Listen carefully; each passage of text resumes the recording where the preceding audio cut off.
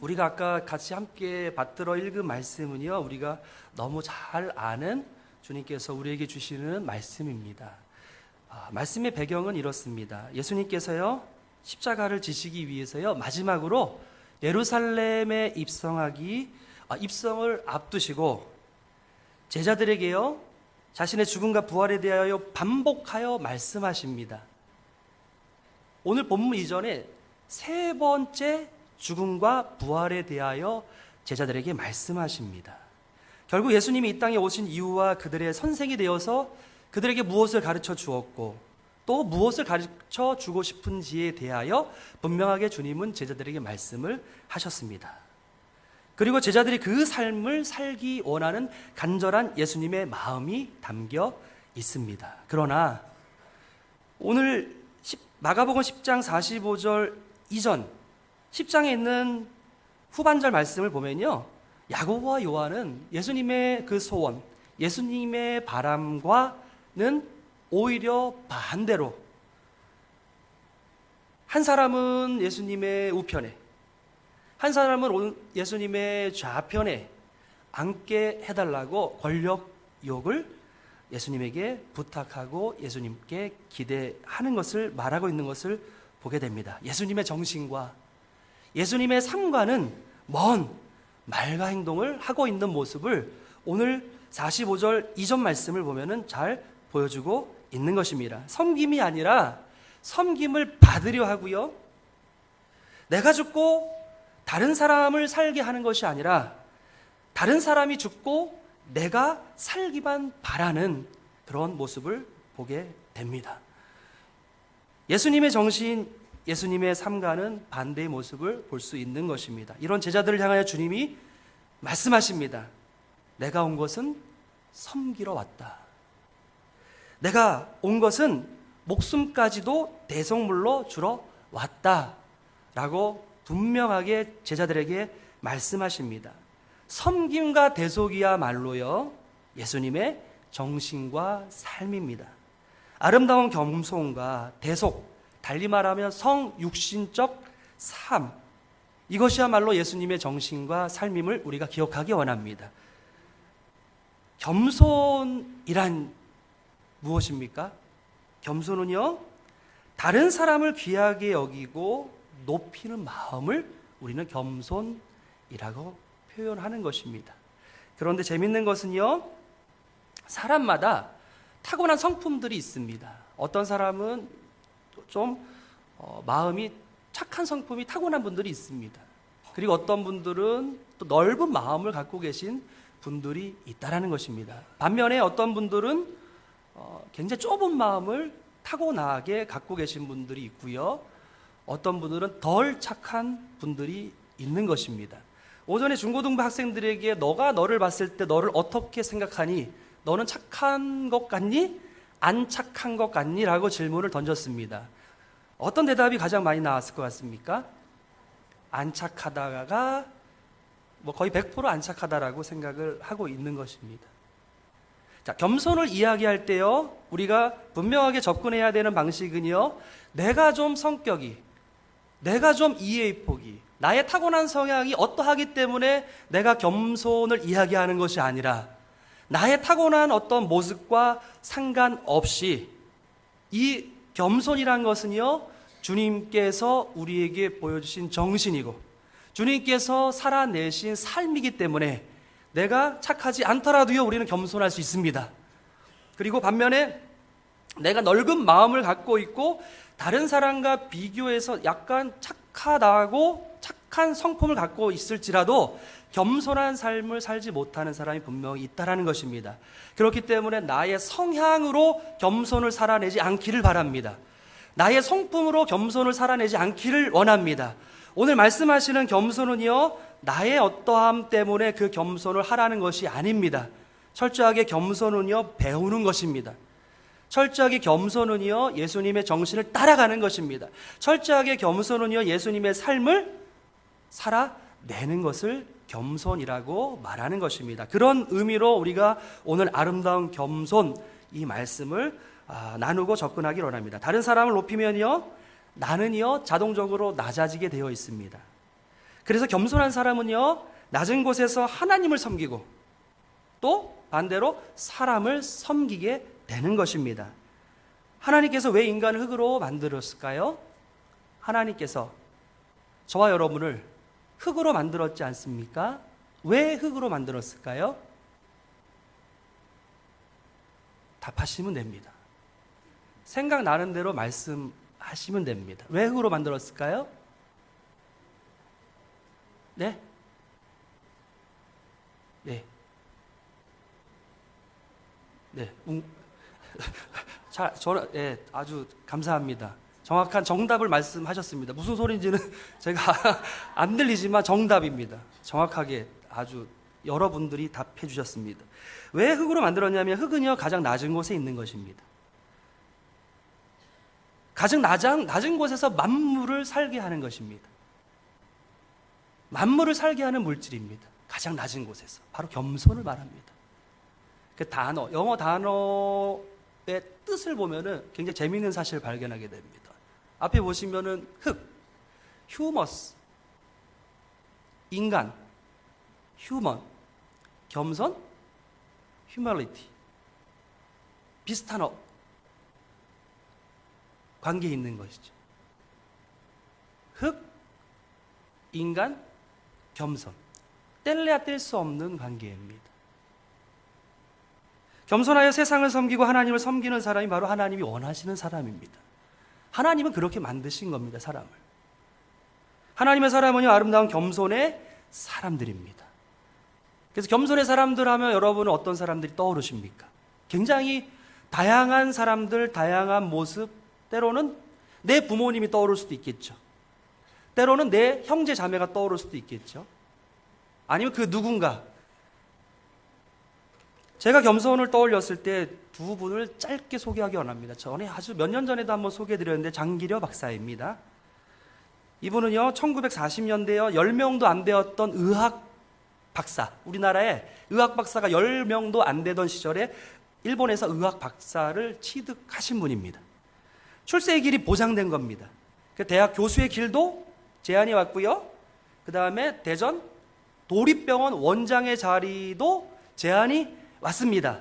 그런데요, 그 모든 것을 마다하고요, 그분이 간 곳은요, 어떤 곳이냐면 청진기만 대면 병이 낫는 줄 알고 가슴에 청진기 한 번만 대달라고 간절히 부탁하는 할머니들이 있는 곳. 치료비가 없어서 평생 의사 얼굴 한 번 못 보고 죽는 사람들을 위해서 일하고 싶다고 그곳으로 가서 처음에 장기간 일하게 됩니다. 무료 병원을 개원을 했고요. 우리나라 국가보다 10년 앞서서 최초의 민간 의료보험을 시작을 했던 분입니다. 그의 의사생활 60년 동안 의사생활을 한 후 그의 죽음 후에 남긴 것은요, 지분커녕 1,000만 원 들어있는 통장. 그런데 이 1,000만 원 들어있는 통장조차도요, 그를 마지막에 아파서 간호했던 간호인에게 그 1,000만 원 통장을 선물하고 천국으로 가신 분입니다. 어떤 분입니까? 겸손의 정신, 겸손의 삶을 살아내신 분입니다. 한 분 더 소개합니다. 서서평 선교사입니다. 몇 년 전에 책을 썼죠. 바보야 성공이 아니라 섬김이야 라는 책이 나왔습니다. 미국 선교사입니다. 이분은 여자 선교사인데요, 간호 선교사로 한국 땅에 와서 호남 지역에서 여성 교육과 한센인 문둥병자들과 동고동락하면서 평생을 섬김의 정신과 섬김의 삶을 살아내신 분입니다. 이분의 마지막은 어떤지 아십니까? 영양실조로 죽었습니다. 그리고 그가 남긴 유산은요, 담요 반장, 강냉이 가루 2홈, 이것이 그가 남긴 유품 유산의 전부라는 사실입니다. 겸손의 정신, 겸손의 삶을 사신 분입니다.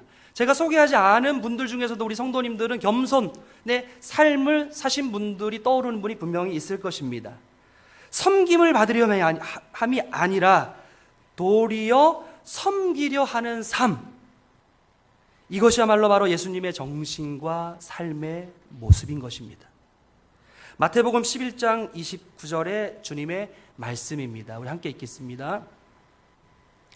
시작. 나는 마음이 온유하고 겸손하니 내 멍에를 메고 내게 와서 배우라.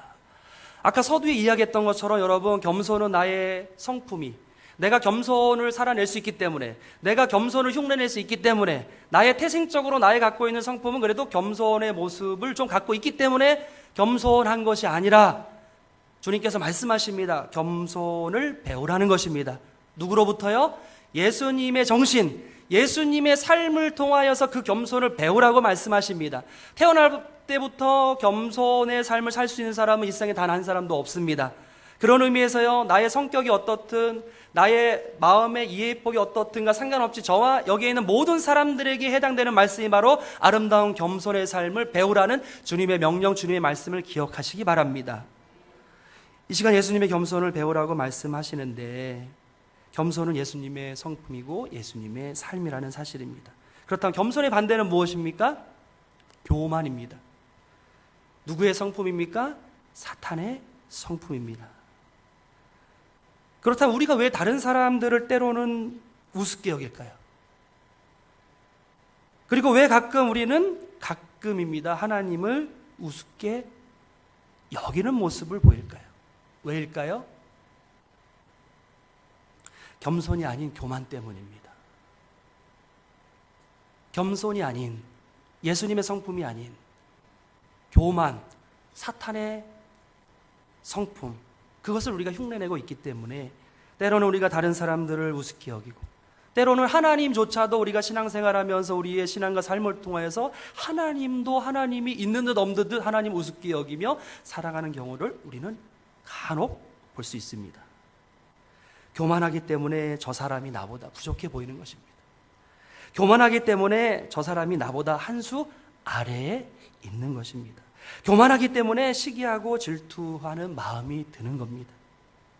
때론 교만을 가장한 자기 관리와 자기 만족의 젠틀한 모습을 보면서 나는 그래도 이 정도, 저 사람보다는 내가 좀 자세히 자기 자신을 직시하면요, 그것이 겸손하여서가 아니라 나의 만족, 내가 다른 사람들에게 흠보이고 싶지 않아서, 내가 좀 더 좋은 젠틀한 사람으로 보이고 싶어서 겸손을 가장한 나의 어떠함이 나타날 때가 참 많다라는 사실입니다. 하나님께도 이와 비슷한 모습으로 우리가 때로는 삽니다. 교만하기 때문에 예배를 우습게 여기는 것입니다. 교만하기 때문에 우리는 기도 없이도 잘 살 수 있는 것입니다. 교만하기 때문에 우리에게 말씀이 그다지 주일날 설교 들으면 그걸로 만족할 수 있는 것입니다. 교만하기 때문에 전도와 선교는 전도하는 사람이, 전도와 선교는 선교사가 하는 먼 이야기로 저와 여러분이 들릴 때가 참 많이 있습니다. 모든 것은요, 사탄의 성품, 교만하기 때문입니다. 겸손하지 않기 때문입니다. 이번 주 수요일 날이요, 가끔 목사님께서 이제 말씀하시고 이제 하시면서 이제 그 성도들의 타임 시간을 주십니다. 이번 주에도 주셨죠? 굉장히 감사한 일이죠. 목사님 타임인데 그 시간은 감사하게 성도들에게 그 시간을 떼어서 긴 시간 할애해서 무엇 했습니까? 이번 주 수요일 날? 말씀 붙잡고 무슨 기도를 하고 있냐라는 질문을 하시면서 마이크를 드시고 돌기 시작하십니다. 그 말씀을 하는 순간에 여러분은 어떤 마음이 드셨습니까? 순간적으로 무슨 말씀을 말하지라는 그 생각이 머릿속에서 막 돌아가죠. 감사하게도 그 예수님께서 저를 배려해 주셔서 교육자는 잘 안 시키십니다. 그런데 혹시나 시킬지 모르니까요, 그 질문을 하시자마자 이 돌고 있는 이 순간에요, 다른 사람 말씀이 별로 귀에 들어오지 않습니다. 왜요? 무슨 말씀을, 내가 요즘에 무슨 말씀으로 기도를 하지? 저만 그렇지 않더라고요. 다른 분들도 마찬가지입니다. 엄한 말씀을 자꾸 말하세요. 그 말씀으로 분명히 기도하는 것 같지 않은데 어떤 분은 요한복음 3장 16절. 그 말씀은 그냥 외워지는 거죠. 요한복음 3장 16절 그 말씀을 기도로 진짜 하십니까? 순간의 위기를 모면하는 성도들의 모습을 적나라하게 볼 수 있는 재밌는 시간입니다. 목사님은요, 우리를 위해서 그 질문하시는 것이 아니라 그것을 즐기실지도 모릅니다. 재밌지 않습니까? 그래서 앞에 선 지도자의 어떤 꿀잼입니다. 또 어떤 분들은 익히 아는 말씀, 빌립보서 4장 13절 말씀, 내게? 그 기도 하십니까? 별로.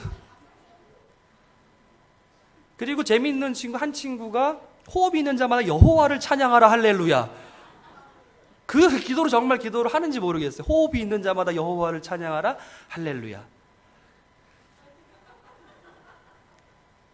재밌는, 자주 했으면 좋겠습니다. 자주. 제가 이 이야기를 하려고 하는 것이 아니고요. 제가 빵 터진 말씀이 한 구절 나왔습니다.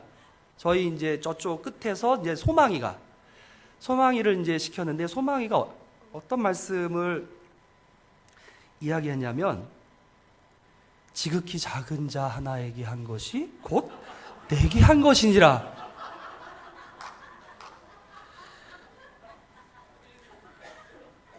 그 순간 제가 아멘 했어야 되는데 제가 빵 터져서 큰 소리로 웃었습니다. 이제 앞에 분들 안 들리셨을지 모르겠지만 제가 무척 크게 웃었습니다. 왜냐하면 전혀 예측 가능한 말씀이 아니거든요. 전혀 누구도 예측할 수 없는 말씀이 나왔습니다. 그래서 그렇게 이제 끝났고 이제 예배 마치고 집에 갔습니다. 어떻게 됐을까요, 제가? 엄청 욕먹었습니다. 욕을 먹고요. 그 스토리를 들었어요, 사실은. 왜 그 아이가 그 말씀을 했는지 이제 이야기를 들었습니다.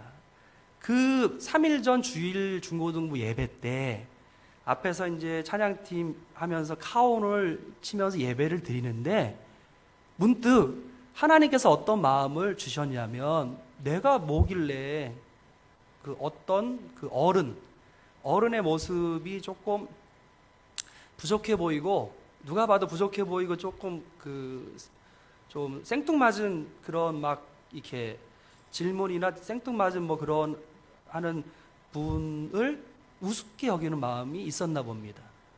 근데 내가 뭔데 저 어른을 그런 마음을 가졌을까? 라는 게 스치고, 또 하나 더. 그 다음에 중고등부 친구 중에 이제 어떤 친구가 사실은 좀 어려운 일 때문에 이제 갔다가 거기서 이제 나라에서 이제 조금 교화를 시키고 뭐 이렇게 하면서 이제 다시 이제 나와서 교회를 이제 지난주에 한번 왔는데, 그 선배에 대한 마음도 마찬가지. 내가 뭔데 그 형을 그런 마음을 가졌을까라는 찬양 예배 중에 그런 하나님이 주신 마음이 있었다고 합니다. 그래서 수요일 날 이 말씀을 나눴고, 그때만큼은 그게 진실한 기도 제목이었던 것 같습니다. 무엇입니까? 겸손, 교만에 대해서 깨닫게 해주신 것이죠. 겸손의 반대는 교만입니다. 우리는요, 수없이 그런 교만의 마음들이 막 여러 상황 속에서 끊임없이 우리 안에 용솟음치는 것을 보게 되는 것입니다. 주님이 말씀하십니다. 너가 겸손할 수 있어서가 아니라, 너가 겸손해서가 아니라, 너가 겸손의 성품을 가져서가 아니라 내게로 와서 배우라. 그 겸손조차도요, 와서 배우라고 말씀하십니다.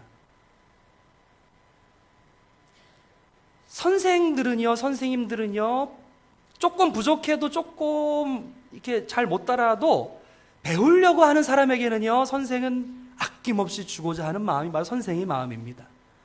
그리고 어여삐 여기고 귀하게 여기고 그 마음을 굉장히 이쁘게 보는 것이 바로 이 세상의 모든 선생님들의 마음입니다. 그렇다고 한다면 우리의 선생 되신 예수님께서 내게로 와서 그 겸손을 배우라 말씀하실 때에는 그 겸손을 흉내낼 수 있어서 그 겸손을 잘 배울 수 있어서가 아니라, 그래도 내가 한번 그 주님의 겸손을 배우기 원하는 마음, 그래도 노력하는 그 모습을 통해서 주님께서 우리를 어여삐 보실 줄 믿습니다. 우리는 겸손할 수 없습니다. 하지만 우리는 겸손을 끊임없이 배워야 하는 것입니다. 주님이 말씀하시는 겁니다. 주님의 아름다운 겸손을 우리는 배워야 합니다.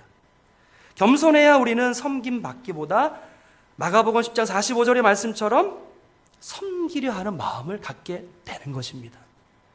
두 번째로요, 아까 마가복음 10장 45절 말씀에 목숨을 많은 사람의 대성물로 주려 함이니라 말씀하고 계십니다. 예수님은 하나님이십니다. 예수님은 완전한 사람이시자 예수님은 완전한 하나님이십니다. 하나님이신 그 예수님이요, 육신의 몸을 입고 이 땅에 오신 것은요, 바로 겸손의 극치를 보여주는 것입니다. 빌립보서 2장 6절 7절 말씀 우리 함께 고백하기 원합니다. 시작. 그는 근본 하나님의 본체시나 하나님과 동등됨을 여기지 아니하시고 오히려 자기를 비워 종의 형체를 가지사 사람들과 같이 되셨고, 주님의 성육신 하신 그 삶을 잘 표현하고 있는 말씀입니다. 예수님은 하나님이신데 사람이 되신 것입니다. 사람 중에서도 이왕이면 조금 그럴싸한 집안, 그럴싸한 사람으로 오실 수도 있었지만 그렇지 않고 오히려 가장 낯선 모습의 종의 모습인 사람으로 오셨다라는 사실입니다. 이것이 예수님의 아름다운 겸손입니다. 예수님의 성육신적인 정신과 삶의 모습입니다. 성육신적 삼위할 말로 주님이 우리에게 주시는 말씀인 줄 기억하시기 바랍니다. 저 어릴 적에요, 지금은 그 아이들이 거의 게임이 요즘 아이들의 놀이지 않습니까? 근데 저는 어릴 적에요, 땅에서 많이 놀았습니다. 땅에서 놀다 보면요, 조그만 굴 속에 개미들이 이렇게 노는 장면을 가끔 보게 됩니다. 그러면요, 그 개미굴을 바라보면서요, 바닥에 어딘가에 떨어져 있는 과자나 뭐 음식 그게 발견되면요, 그 개미굴에 가자를 이렇게 부실러 갖고요, 개미굴 앞에 이렇게 가자를 가루를 내서 놓으면요, 엄청나게 많은 개미들이 이제 모이기 시작합니다. 그리고 때로는요, 개미가 단 것을 좋아할 것이다 라는 그 지식을 갖고 있어서요, 설탕물을 만들어서요, 때로는 설탕물을 그 개미굴 주변에 설탕물을 이렇게 뿌리는 놀이를 많이 했던 것 같습니다. 그 개미를 생각하는 마음이겠죠, 어린 마음에. 성육신적 삶을 이해하기 쉽게 예를 들면 중고등부 친구들에게도 설명을 했는데요, 길바닥에 있는 개미를 보니 참 불쌍해 보입니다. 뭔가 내가 도와주고 싶은 것이 있습니다. 그러나 내가 선택한 방법은 내가 개미가 되어 주어야지만 실질적인 개미의 필요를 채워주고 개미에게 가장 완벽하게 개미가 원하는 것을 줄 수 있는 것입니다. 사람인 내가 개미가 되어서 불쌍한 개미를 도와주는 것입니다. 상상을 한번 해보십시오. 그게 저 사람이 아니라 내가 만약에 이 사람의 몸을, 사람의 보좌를 버리고 개미가 되어서 개미를 불쌍히 여겨서 개미를 도와준다고 생각해 보십시오. 그게 가능한 이야기입니까? 성육신적 삶은요, 놀라운 은혜인 것입니다. 놀라운 은혜인 것입니다. 불가능한 일이고요, 도저히 감당할 수 없는 은혜인 것입니다. 바울 사도는 이것을 너무나 잘 알고 있었던 것 같습니다. 그리고 바울 사도는 그것을 깊이 깨닫고 알 뿐만 아니라 그 삶을 좀 흉내내고 싶었던 사람입니다. 고린도전서 9장 19절 23절 말씀 함께 받들어 읽겠습니다. 시작. 사람에게서 자유로우나 스스로 모든 사람에게 종이 된 것은 더 많은 사람을 얻고자 함이라. 유대인들에게 내가 유대인과 같이 된 것은 유대인들을 얻고자 함이요 율법 아래에 있는 자들에게는 내가 율법 아래에 있지 아니하나 율법 아래에 있는 자 같이 된 것은 율법 아래에 있는 자들을 얻고자 함이라. 약한 자들에게 내가 약한 자와 같이 된 것은 약한 자들을 얻고자 함이요 내가 여러 사람에게 없습니까? 여러의 모습이 된 것은 아무쪼록 몇 사람이라도 구원하고자 함이니 내가 복음을 위하여 모든 것을 행함은 복음에 참여하고자 함이라. 마지막 말씀이 우리에게 굉장히 귀한 말씀입니다. 복음에 참여하고자 함이라. 나의 성품 때문에 내가 겸손을 흉내내는 것이 아니라, 내가 겸손할 수 있기 때문에 그 예수님의 겸손을 살아내는 것이 아니라, 겸손조차도 그 겸손을 통하여서 다양한 방법으로 그 겸손을 실천하는데, 결국에 그 겸손을 통하여 내가 참여하는 것은 무엇입니까? 그 겸손을 통하여 복음에 내가 참여하고 있다라는 사실을 기억하시기 바랍니다. 저와 성도님들이 예수님의 정신과 삶인 겸손과 성육신적 삶을 산다는 것을 결국 어떤 삶인가요? 복음에 참여하는 삶입니다. 내가 전도하는 것이, 내가 선교하는 것도 복음에 참여하는 삶이고요. 교회를 내가 봉사하고 교회를 섬기는 것도, 내가 가정을 섬기고 가정을 세워나가는 것도 복음에 참여하는 것이지만, 내가 예수님의 겸손을 배움으로, 배우는 것으로 끝나는 것이 아니라 그 겸손의 삶을 부단히 살아내는 나의 그 겸손의 모습조차도 그것이 복음에 참여하는 삶임을 기억하시기 바랍니다.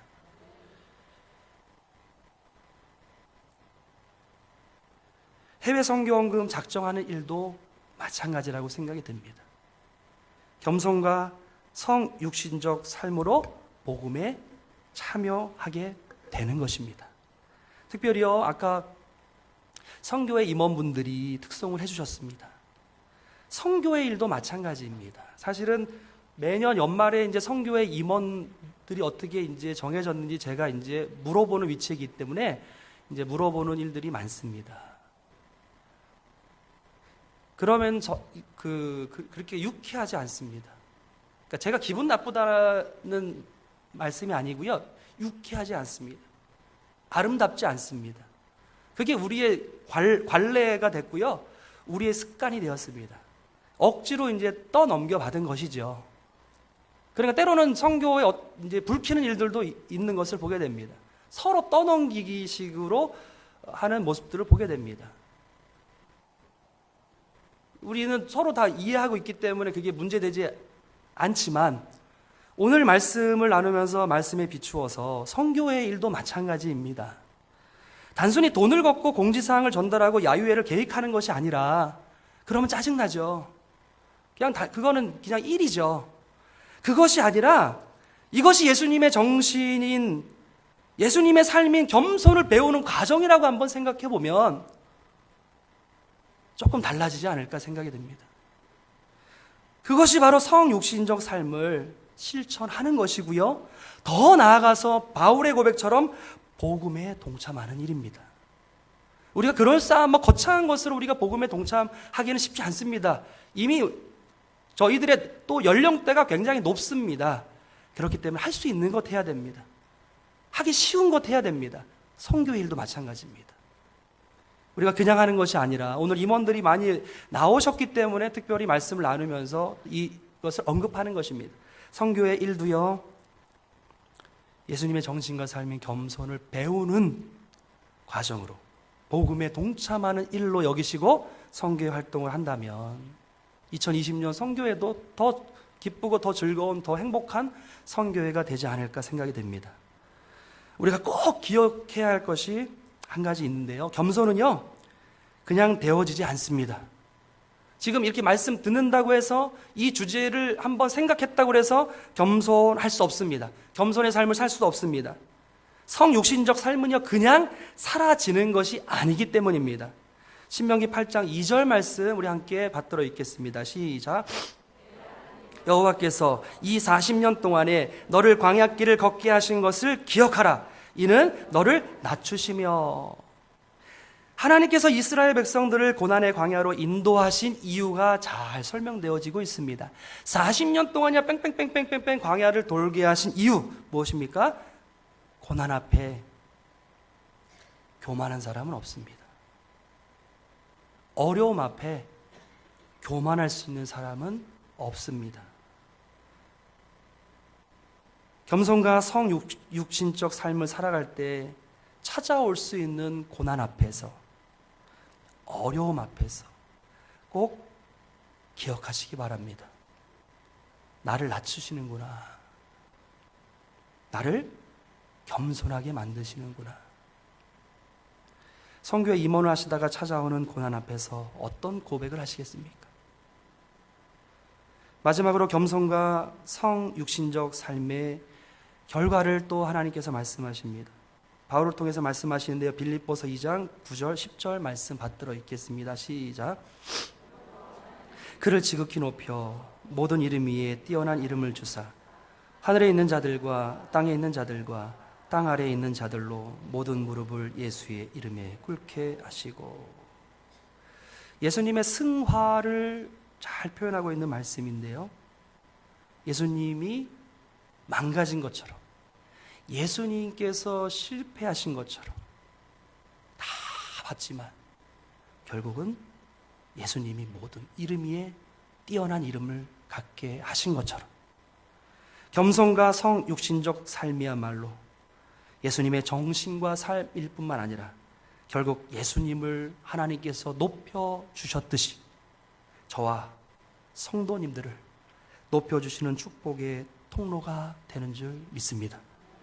말씀을 마무리합니다. 저와 성도님들은 예수님의 정신과 삶을 배워야 합니다.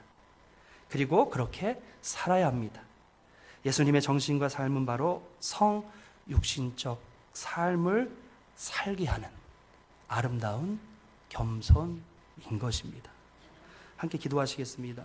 사랑의 하나님, 우리의 심령의 말씀을 들려주시니 감사합니다. 성령님의 역사 안에서 뿌려진 말씀의 씨앗이 싹이 나고 열매 맺도록 역사하여 주옵소서. 우리 구주 예수 그리스도 이름으로 기도드립니다.